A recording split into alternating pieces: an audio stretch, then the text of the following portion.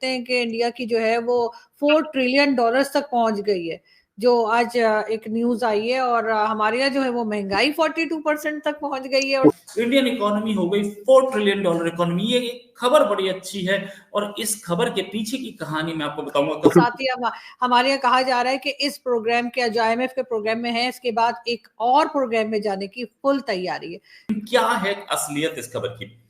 एक YouTube channel जो कि सारे कंट्रीज की इकोनॉमी वो हर सेकंड पे कितना बढ़ रही है। मिनिस्टर ने ये स्टेटमेंट दी है कि हमें मौका मिला तो एक और लोन लेंगे, और मैंने जब उनकी टैक्स रिटर्न देखी तो 2 अरब रुपए की टैक्स रिटर्न है आपकी फाइनेंस मिनिस्टर जो उसको टोटल को सपोजिंग एक इकोनॉमी है वो $100 बिलियन से बढ़ती है। अब वो $100 बिलियन को 365 दिन से डिवाइड कर।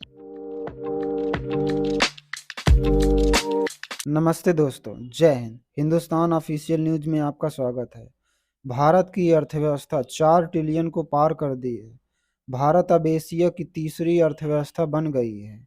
भारत की अर्थव्यवस्था बहुत ही तेजी से बढ़ रही है।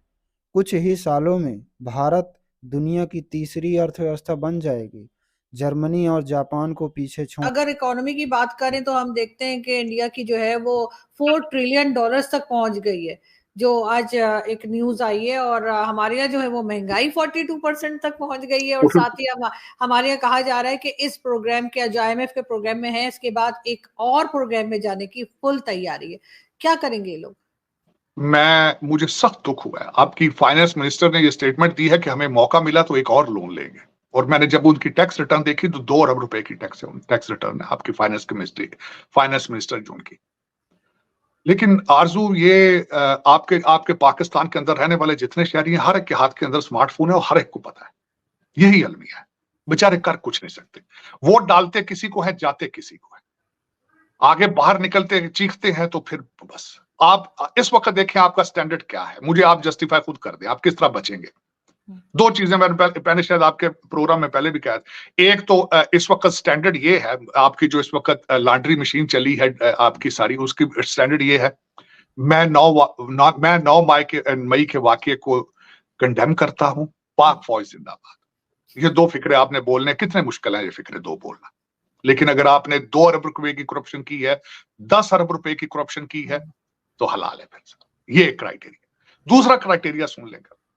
मैंने शायद आपको बताया था, मरवत साहब जो है हमारे मुर्शद पाक के जो वकील हैं, वो जूठा पानी उनका लेकर आया आधी बोतल अंदर से। उन्होंने कहा मैंने खान साहब से की मर्जी से लेकर आया हूं। तो बाहर निकल के उन्होंने वकीलों के जलसे में, ये नहीं कि बाहर जर्नल मैसेज, वकील जो कि पढ़ी लिखी आपकी बरादरी समझी जाती, उसमें उन्होंने तकरीर में फरमाया कि मेरा दिल करता है मैं आधी बोतल उसको दूं जो कमिटेड PTI का वर्कर हो।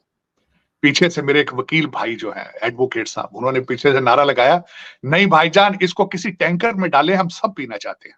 तो सर वो तो मिक्स करके दे रहे हैं। मैंने शायद आपको एक वीडियो भेजी थी, छोटी बच्ची है उसको मिक्स करके दे रहे हैं, उसको दिया। लेकिन नहीं, पीछे से एक और जो वकील साहब जो लॉ ग्रेजुएट, उन्होंने कहा नहीं ये पाकिस्तान के दरियाओं में डालो। तो आप इससे आप किस तरह बचेंगे? आप जब आपको हर 10 साल बाद, जब वकीलों को टीके जिहाद के लग चुके हैं, किस तरह बचेंगे आप? को बचने की शक्ल आपकी है। फिर उसके बाद अगली देख लें। हमारे आर्मी चीफ साहब हैं, उन्होंने कल वो मौलवियों को बुला के जलसा GHQ के अंदर सेमिनार कर दिया। सर ये जियाउल बंदे तो नहीं जा रहे? वो भी उनका भी सुना है कि मौलवियों के साथ बड़े जलसे किया करते थे, मैंने ये सुना है। वो जलसों की बात छोड़ दें। उन्होंने तो अपने आपके दफ्तरों के अंदर जो था, एक तो उन्होंने कहा था पहना करें, वास्केट पहना करें, शलवार कमीज पहना करें, और उन्होंने कहा था हाजिरी लगाया करें नमाज के ऊपर हाजिरी लगाया करें। नमाज पढ़ाते थे लोगों को जूते मार मार के।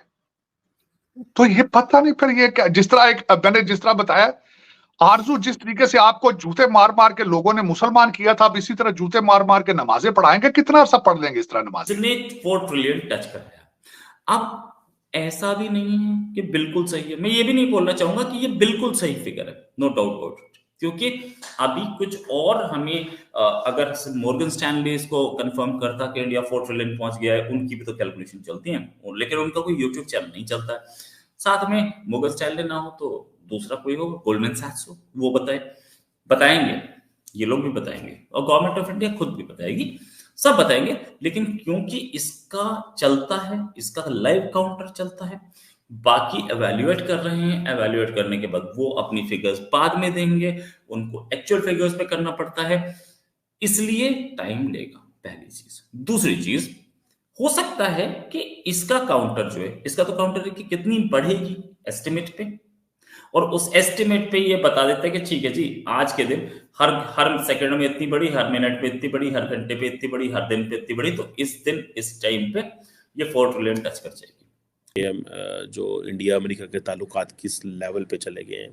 उन्होंने कहा जी हम I2U2 बना रहे हैं, उन्होंने कहा जी हम G20 में सपोर्ट किया, हम क्वाड में उनके साथ इंटरेस्ट कन्वर्ट कर रहे हैं, बहुत सारी एक डिटेल उन्होंने बताई। और हम कहाँ खड़े हुए हैं, यहाँ दहशतगर्दान को ख़त्म करो, यहाँ दहशतगर्दान हमारा, हमें अमेरिका के अंदर एक ही लेंस से देखा जाता है। 75 साल में वो 3-4 मिनट की वीडियो है कि पाक अमेरिका ताल्लुकात क्या हैं और हम अब होने क्या जा रहा है। और हम, अगर मुझे इस चीज़ की समझ आए एक स्टूडेंट को, तो बाकियों की स्टेट को नहीं समझ। इसकी स्टेट को क्यों नहीं पता कि नरेंद्र मोदी की कितनी एक्सेस है और हमारी कितनी एक्सेस है। हम आज कहाँ खड़े हुए हैं कि आज इंडिया के इतने ज़बरदस्त ताल्लुकात हैं अमेरिका के साथ, और हमारी वही पुरानी हालत है कि कभी कांग्रेस मैन आते हैं, वो हमें ये कह देते हैं। अब हम इमरान खान साहब लेके बैठ गए हैं। इमरान खान का इतना बड़ा असर सूख है अमेरिका के अंदर। पाकिस्तान की इस्टेब्लिशमेंट ने ये फैसला किया है कि इमरान खान का पॉलिटिकल कैरियर कोई नहीं है, वो तो जेलों में है, लेकिन उनका इतना असर वसूख है। और वो कह रहे हैं जी कि कॉन्स्टिट्यूशनल ऑर्डर ही नहीं है पाकिस्तान के अंदर, एक केयरटेकर गवर्नमेंट इलेक्शन कब करवाएगी, क्या होगा, कैसे होगा, और मुल्क के अंदर जो एक कॉन्स्टिट्यूशनल ऑर्डर कैसे। अमेरिकी सफीर अगर किसी से मिलते हैं तो वो मसला बन जाता है पाकिस्तान।